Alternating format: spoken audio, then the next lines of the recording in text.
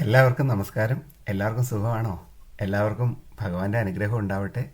വിഷമത്തിലൊക്കെ ഇരിക്കുന്നവർ ഒരു കാര്യം ഓർക്കുക, നിങ്ങളുടെ സമയവും ഒരിക്കൽ തീർച്ചയായും വന്ന് ചേരുന്നതാണ്. ശുഭാപ്തി വിശ്വാസത്തോടുകൂടി നിങ്ങളുടെ കർമ്മങ്ങൾ ചെയ്തുകൊള്ളുക. തീർച്ചയായും നിങ്ങളുടെ പ്രവർത്തനങ്ങൾക്കും പ്രാർത്ഥനകൾക്കും ഒരിക്കൽ ഫലം ഉണ്ടാവുക തന്നെ ചെയ്യും. അപ്പോൾ അതുകൊണ്ട് ആരും വിഷമിക്കേണ്ട.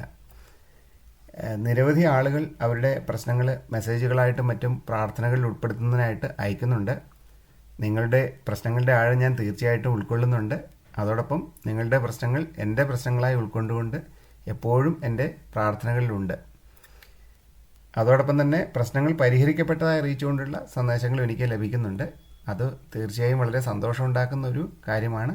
മറ്റുള്ളവരുടെ പ്രശ്നങ്ങൾ എത്രയും വേഗം പരിഹരിക്കപ്പെടട്ടെ എന്നാണ് എൻ്റെ പ്രാർത്ഥന. ഇനി നമുക്ക് ഭരണി നക്ഷത്രക്കാരുടെ 2026 ജൂൺ മാസ ഫലങ്ങളൊന്ന് പരിശോധിക്കാം. നമുക്ക് വേണമെങ്കിൽ ഭരണി നക്ഷത്രക്കാരെ സംബന്ധിച്ചിടത്തോളം സൃഷ്ടിപരമായ കരുത്തിൻ്റെ ഒരു മാസം എന്ന് വേണമെങ്കിൽ 2026 ജൂണിനെ വിശേഷിപ്പിക്കാവുന്നതാണ്. കാരണം ഈ ഒരു മാസം ആഴത്തിലുള്ള പരിവർത്തനത്തിൻ്റെയും അതോടൊപ്പം തന്നെ ശാന്തമായ ഒരു കരുത്തിൻ്റെയും ഒക്കെ ഒരു സമയമാണ്. നിങ്ങളുടെ നക്ഷത്രത്തിൻ്റെ അടയാളം എന്ന് പറയുന്നത് ഗർഭപാത്രമാണ്. അപ്പോൾ പുതിയ ആശയങ്ങൾ രൂപപ്പെടുന്ന ഉരുത്തിരിയുന്ന ഒരു സ്ഥലം കൂടിയാണ് നിങ്ങളുടെ മനസ്സെന്ന് പറയുന്നത്. സൗന്ദര്യത്തിൻ്റെ ഗ്രഹമായ ശുക്രനും അതോടൊപ്പം അച്ചടക്കത്തിൻ്റെ ദേവനായ യമനും ആണ് നിങ്ങളെ നയിക്കുന്നത്. ഈ ജൂൺ മാസത്തിൽ നിങ്ങളുടെ ഉത്തരവാദിത്തങ്ങളുടെ ഭാരം കുറയ്ക്കുവാനായി പ്രപഞ്ചം വലിയൊരു ഊർജ്ജമാറ്റം നിങ്ങൾക്ക് വേണ്ടി ഒരുക്കുന്നുണ്ട്. അതെപ്പോഴും നിങ്ങൾ മനസ്സിൽ വയ്ക്കുക. ഇനി വ്യാഴത്തിൻ്റെ ഉച്ചാവസ്ഥ. ജൂൺ 2 വ്യാഴം കർക്കിടകൻ രാശിയിൽ പ്രവേശിക്കുന്നു എന്നുള്ളതാണ് ഈ ഒരു ജൂൺ മാസത്തിൻ്റെ ഏറ്റവും വലിയൊരു പ്രത്യേകത. ഇത് നിങ്ങളുടെ ധൈര്യത്തിൻ്റെയും അതോടൊപ്പം തന്നെ കുടുംബ സമാധാനത്തിൻ്റെയും ഭാവങ്ങളെ വളരെയധികം പ്രകാശിപ്പിക്കും. ഇനി ശനി നിങ്ങളുടെ മേടം രാശിയിലൂടെ സഞ്ചരിക്കുന്നു. അത് അല്പം അധ്വാനം കൂട്ടുമെങ്കിലും നിങ്ങളൊരു വജ്രം പോലെ തിളക്കമുള്ളതാക്കി മാറ്റുവാനുള്ള ഒരു പ്രക്രിയയാണിത്. അതായത് ശനി പ്രധാനമായിട്ടും ആവശ്യപ്പെടുന്നത് വേഗതയല്ല, അതോടൊപ്പം നിങ്ങളുടെ അച്ചടക്കത്തെയാണ് ആവശ്യപ്പെടുന്നത്. അതോടൊപ്പം ശുക്രൻ്റെ സ്വാധീനം. നിങ്ങളുടെ നക്ഷത്രാധിപനായ ശുക്രൻ സമ്മർദ്ദങ്ങൾക്കിടയിലും നിങ്ങളുടെ ആകർഷണ ശക്തിയും സർഗാത്മകതയും ഒക്കെ നിലനിർത്തും. ഇനി നമുക്ക് നിങ്ങളുടെ കരിയറുമായി ബന്ധപ്പെട്ടിട്ടുള്ള കാര്യങ്ങൾ പരിശോധിക്കാം. യഥാർത്ഥത്തിൽ ഈ ഒരു മാസം എന്ന് പറയുന്നത് നിങ്ങൾ വളരെ ക്ഷമയോടുകൂടി പ്രവർത്തിക്കേണ്ടതായ ഒരു മാസമാണിത്. അതായത് നിങ്ങൾക്ക് ചിലപ്പോൾ നിങ്ങളുടെ പ്രവർത്തനങ്ങൾക്കൊക്കെ പെട്ടെന്നൊരു ഫലം ലഭിക്കാത്ത പോലെ ഒരു തോന്നൽ നിങ്ങൾക്ക് ഉണ്ടായേക്കാം. പക്ഷേ ഒരിക്കലും നിങ്ങളതിൽ നിരാശപ്പെടരുത്.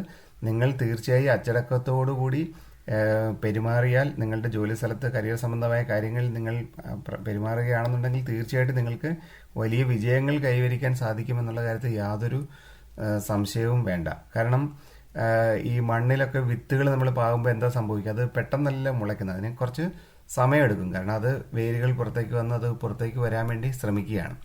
അപ്പോൾ നിങ്ങളുടെ കഠിനാധ്വാനം അതുപോലെ തന്നെയാണ്. ആ കഠിനാധ്വാനം താഴെ വേരുകൾ പടർത്തിക്കൊണ്ടിരിക്കുകയാണ്. ഉദാഹരണത്തിന് നമ്മൾ മഹാഭാരതത്തിൽ യുധിഷ്ഠിരൻ, അദ്ദേഹം രാജ്യം തിരിച്ചു പിടിക്കുന്നതിന് മുമ്പ് എത്രയോ വർഷങ്ങളോളം ക്ഷമയോടുകൂടി കാത്തിരുന്നു. അതിനുശേഷമാണ് അദ്ദേഹത്തിന് രാജ്യത്തെ തിരിച്ചു പിടിക്കാൻ കഴിഞ്ഞത്. അപ്പോൾ അത് നിങ്ങളൊന്ന് മനസ്സിൽ വയ്ക്കുക. നിങ്ങൾ ഒരിക്കലും നിരാശപ്പെടേണ്ട ഒരു കാര്യമില്ല. ഇനി അതോടൊപ്പം തന്നെ ഈ ജൂൺ മാസം നിങ്ങളുടെ വ്യക്തിത്വം രൂപപ്പെടുത്താനുള്ള ഒരു കാലഘട്ടം കൂടിയാണിത്. അതോടൊപ്പം തന്നെ സാമ്പത്തിക സ്ഥിതിയിലേക്ക് വരികയാണെങ്കിൽ അച്ചടക്കത്തിൻ്റെ വിളവെടുപ്പ് സാമ്പത്തികമായി സ്ഥിരതയുണ്ടാകുമെങ്കിലും ആഡംബരങ്ങൾക്കായി പണം ചെലവാക്കാൻ നിങ്ങൾക്ക് തോന്നലുണ്ടാകുവാൻ സാധ്യതയുണ്ട്. അതോടൊപ്പം നിങ്ങൾക്ക് നിങ്ങളുടെ കുടുംബ സ്വത്തുക്കളിൽ നിന്നോ അല്ലെങ്കിൽ പഴയ നിക്ഷേപങ്ങളിൽ നിന്നോ ഒക്കെ അപ്രതീക്ഷിതമായ ലാഭം ചിലപ്പോൾ കൊണ്ടുവന്നേക്കാം. അതായത് നിങ്ങൾ പണ്ടെപ്പോഴും വാങ്ങിയിട്ടൊരു ഭൂമിയോ അല്ലെങ്കിൽ നിങ്ങൾ ഓഹരി വിപണിയിൽ പണ്ടെപ്പോഴും നിക്ഷേപിച്ചിരുന്ന ഒരു തുകയോ അല്ലെങ്കിൽ നിങ്ങൾ പണ്ടെപ്പോഴും നിക്ഷേപിച്ചിരുന്ന ഒരു ഫിക്സഡ് ഡെപ്പോസിറ്റോ അല്ലെങ്കിൽ എന്തെങ്കിലും റിക്കറിംഗ് ഡെപ്പോസിറ്റുകളോ എന്നിൽ നിന്നൊക്കെ നിങ്ങൾക്ക് ഈ മാസം ഒരു വരുമാനം വരുമെങ്കിലും നിങ്ങളൊരു കാര്യം പ്രത്യേകമായി ശ്രദ്ധിക്കേണ്ട, നിങ്ങൾ ആഡംബരങ്ങൾക്കായി ചിലവഴിക്കാൻ തോന്നുമെങ്കിൽ നിങ്ങൾ ഒരു കാരണവശാലും അത് പൂർണ്ണമായും ആഡംബരങ്ങൾക്കായി ചിലവഴിക്കാതിരിക്കുക. ഒരു നല്ലൊരു ഭാഗം നിങ്ങളുടെ പുനർനിക്ഷേപത്തിനോ അല്ലെങ്കിൽ ഭാവി കാര്യങ്ങൾക്കോ വേണ്ടി അല്ലെങ്കിൽ നിങ്ങളുടെ ദീർഘകാലമായുള്ള എന്തെങ്കിലും ലോണുകൾ ക്ലോസ് ചെയ്യുന്നതിനോ ഒക്കെ അതിൻ്റെ ഒരു ഭാഗമെങ്കിലും അതിനുവേണ്ടി ഉപയോഗിക്കാം. അല്പം ഭാഗം വേണമെങ്കിൽ ആഡംബരങ്ങൾക്ക് ചിലവഴിച്ചാലും കുഴപ്പമില്ല. പക്ഷേ പൂർണ്ണമായിട്ട് ഒരു കാരണവശാലും അത് ആഡംബരങ്ങൾക്ക് വേണ്ടി ചിലവഴിക്കരുത്. അതാണ് നിങ്ങൾ ശ്രദ്ധിക്കേണ്ടതായ ഒരു കാര്യം. അതുതന്നെയാണ് മനസ്സിൻ്റെ ശൂന്യത നികത്തുവാൻ സാധനങ്ങൾ വാങ്ങിക്കൂട്ടുന്ന സ്വഭാവം ഈ മാസം നിയന്ത്രിക്കാം. നമുക്കതറിയാമല്ലോ, അങ്ങനെ ഒരു കാര്യമുണ്ട്, എമോഷണൽ സ്പെൻഡിങ് എന്ന് പറയും. അത് നമുക്ക് ഈ നിരാശയൊക്കെ ഉണ്ടാകുമ്പോൾ ചിലർ ചെയ്യുന്നൊരു കാര്യമാണ്.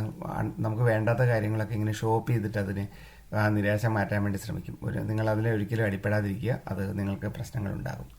ഇനി സ്നേഹം ബന്ധങ്ങളിലേക്കൊക്കെ വരികയാണെങ്കിൽ നിങ്ങളുടെ കുടുംബ സൗഖ്യം ത്തിൻ്റെ നിങ്ങളുടെ കുടുംബത്തിൽ ഒരു വീടൊരു പുണ്യസ്ഥലമായി മാറുന്നതായിട്ട് നിങ്ങൾക്ക് കാണുവാൻ സാധിക്കും. പ്രത്യേകിച്ച് ദമ്പതികൾക്ക് പഴയ പ്രശ്നങ്ങളൊക്കെ പരിഹരിക്കാൻ ഏറ്റവും നല്ല സമയമാണ്. അതായത് നിങ്ങൾ ശുക്രൻ്റെ ആ സ്നേഹവും അതോടൊപ്പം തന്നെ യമധർമ്മൻ്റെ അച്ചടക്കവും ഇത് രണ്ടും ഒരുമിച്ച് ആവശ്യമുണ്ട്. കാരണം നിങ്ങൾ ക്ഷമാപൂർവ്വം നിങ്ങളുടെ കുടുംബത്തിൽ നിങ്ങളുടെ പഴയ പ്രശ്നങ്ങളൊക്കെ പരിഹരിക്കാൻ ശ്രമിക്കുകയാണെങ്കിൽ തീർച്ചയായിട്ടും നിങ്ങൾക്കതിന് സാധിക്കുന്നതാണ്. നിങ്ങൾ കഴിയില്ല എന്ന് വിചാരിച്ചിരുന്ന പല കാര്യങ്ങളും സാധിക്കും. അതുകൊണ്ട് ക്ഷമയോടുകൂടി നിങ്ങളുടെ കുടുംബത്തിൽ എന്തെങ്കിലും സമാധാന പ്രശ്നങ്ങളുണ്ടെങ്കിൽ അത് പരിഹരിക്കാൻ നിങ്ങൾ ഈ മാസം വളരെ നല്ലൊരു സമയമാണ്.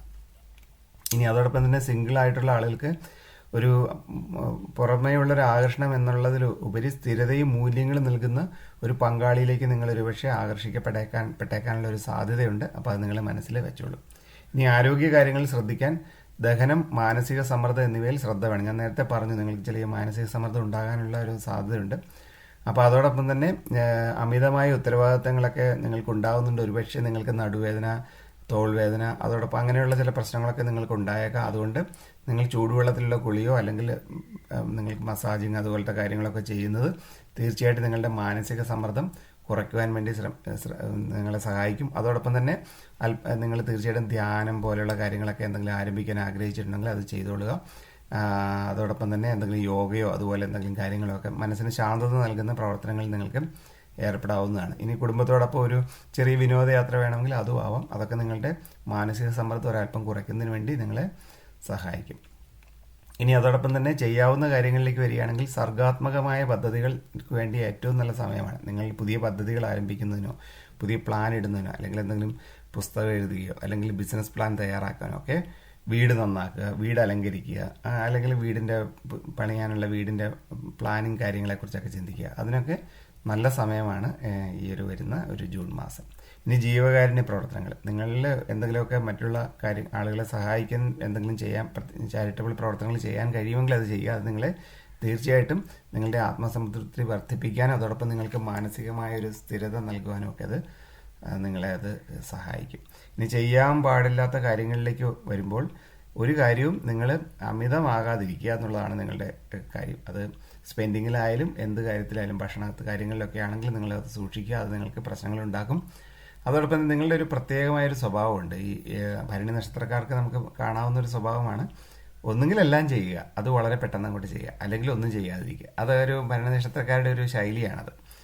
അത് നിങ്ങളൊന്ന് മാറ്റിയത് നന്നായിരിക്കും കേട്ടോ. നിങ്ങൾക്ക് ഭരണ നക്ഷത്രക്കാരെ നിങ്ങൾ ശ്രദ്ധിച്ചാൽ മനസ്സിലാകും ഈ ഒരു സ്വഭാവം അവർക്കുള്ളതായിട്ട്. അതോടൊപ്പം തന്നെ പെട്ടെന്നുള്ള തീരുമാനങ്ങൾ, അതാണ് നിങ്ങൾ ഈ മാസം പ്രത്യേകമായിട്ട് ശ്രദ്ധിക്കേണ്ടത്. അതായത് ബന്ധങ്ങൾ, ആരോടെങ്കിലുമൊക്കെയുള്ള ദേഷ്യം കൊണ്ട് ആ ബന്ധം അങ്ങോട്ട് അറുത്തു മുറിച്ചതുപോലെ അങ്ങനെ ചെയ്യരുത്. നിങ്ങൾ അവർക്ക് രണ്ടാമതൊരു അവസരം കൂടെ കൊടുക്കുക. നിങ്ങളുടെ ബന്ധുക്കളിലായാലും അതോടൊപ്പം നിങ്ങളുടെ സഹപ്രവർത്തകരിലോ ഒക്കെ ആണെങ്കിൽ പോലും, നിങ്ങൾ പരിചയക്കാരിലോ സുഹൃത്തുക്കളിലോ ഒക്കെ ആണെങ്കിൽ നിങ്ങൾ ആ ഒരു കാര്യം ശ്രദ്ധിക്കുക. പെട്ടെന്നുണ്ടാകുന്ന ദേഷ്യത്തിൻ്റെ പുറത്ത് എന്തെങ്കിലും അറുത്തു മുറിച്ചതുപോലെ അവരോട് പറയുകയോ അവരോടുള്ള ബന്ധം വിച്ഛേദിക്കുകയോ ചെയ്യാതെ അവർക്കൊരു അവസരം കൂടെ കൊടുക്കാൻ നിങ്ങൾ ശ്രമിക്കുക. ഇനി പരിഹാരങ്ങളിലേക്ക് വന്നാൽ യമധർമ്മ പ്രീതി നിങ്ങൾക്ക് ചെയ്യാവുന്ന കാര്യമാണ്. ശനിയാഴ്ച വൈകുന്നേരം തെക്ക് ഭാഗത്തേക്ക് തിരിഞ്ഞു നിന്ന് വിളക്ക് തെളിയിക്കുന്നത് നിങ്ങൾക്കൊരു സംരക്ഷണവും അച്ചടക്കവും ഒക്കെ നൽകും. ഇനി ശുക്രപ്രീതിയാണ് അടുത്തായിട്ട് നിങ്ങൾ ചെയ്യേണ്ടത്. വെള്ളിയാഴ്ചയിൽ വെള്ളയോ അല്ലെങ്കിൽ ക്രീം കളറുള്ള വസ്ത്രങ്ങൾ ധരിക്കുന്നത് നിങ്ങൾക്ക് തീർച്ചയായിട്ടും ഐശ്വര്യം കൊണ്ടുവരും. പ്രധാനമായിട്ടും വെള്ളയാണ് ഉള്ളത്. ഇനി പ്രകൃതിയെ സേവിക്കുന്നത്, ഒരു മരം നട്ടുപിടിപ്പിക്കുന്നത് നിങ്ങളുടെ ഊർജ്ജത്തെ ശാന്തമാക്കാൻ സഹായിക്കും. അത് നിങ്ങൾ പറ്റുമെങ്കിൽ ചെയ്യുക. നിങ്ങളുടെ വീട്ടിലൊരു പുതിയ ഒരു മരം നട്ടുപിടിപ്പിക്കാൻ വേണ്ടി നിങ്ങൾ ഫലവൃക്ഷങ്ങൾ എന്തെങ്കിലും നട്ടുപിടിപ്പിക്കാൻ വേണ്ടി ശ്രമിക്കുക. അത് നിങ്ങൾക്ക് വളരെ ഗുണകരമായിരിക്കും.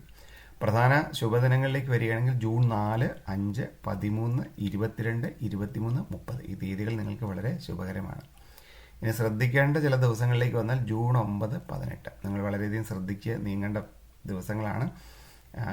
പ്രത്യേകിച്ച് നിങ്ങൾ എന്തെങ്കിലും പരമപ്രധാനമായിട്ടുള്ള എന്തെങ്കിലും കാര്യമാണ് നിങ്ങൾ ചെയ്യുന്നതെങ്കിൽ ഈ 2 ദിവസങ്ങളിൽ ഒഴിവാക്കി മറ്റു ദിവസങ്ങളിലാക്കുന്നത് കുറച്ച് നല്ലതായിരിക്കും. ഇനി ഈ നക്ഷത്രത്തിലെ പ്രശസ്തരെക്കുറിച്ച് പറയുകയാണെങ്കിൽ നിങ്ങൾ കേട്ട് കാണും. പ്രശസ്ത ബ്രിട്ടീഷ് നടിയായിരുന്ന, പിന്നീട് സാമൂഹ്യ പ്രവർത്തകയും ഒക്കെ ആയിട്ട് ചാരിറ്റബിൾ പ്രവർത്തനങ്ങൾക്കൊക്കെ വളരെ പ്രശസ്തയായിരുന്ന ഓഡ്രി ഹെബ്ബാൺ, അവർ ഈ നക്ഷത്രത്തിൽപ്പെട്ടവരായിരുന്നു. കാൾ മാർക്സ്, പിന്നെ എൽട്ടൺ ജോൺ ഫേമസ് ആയിട്ടുള്ള സിംഗറായിരുന്നു. ഫുട്ബോളർ റൊണാൾഡീഞ്ഞോ, അതുപോലെ Dwayne Johnson American wrestler and actor, അവരൊക്കെ ഈ നക്ഷത്രത്തിൽപ്പെട്ട ആളുകളാണ്. അപ്പോൾ അവരുടെ ജീവിതങ്ങൾ ശ്രദ്ധിക്കുക. നിങ്ങളുടെ ജീവിതവുമായിട്ടൊക്കെ ചെറിയ സാമ്യം അവരുടെ ജീവിതത്തിൽ നിങ്ങൾക്ക് കാണുവാൻ കഴിയും. ഇനി അതിനകത്ത് നിങ്ങൾക്കൊരു പ്രചോദനമായ ഒരു കാര്യം പറയുകയാണെങ്കിൽ, രാമായണത്തിൽ മൃതസഞ്ജീവനി തേടിപ്പോയ ഹനുമാനെ നിങ്ങൾ ഓർക്കുക.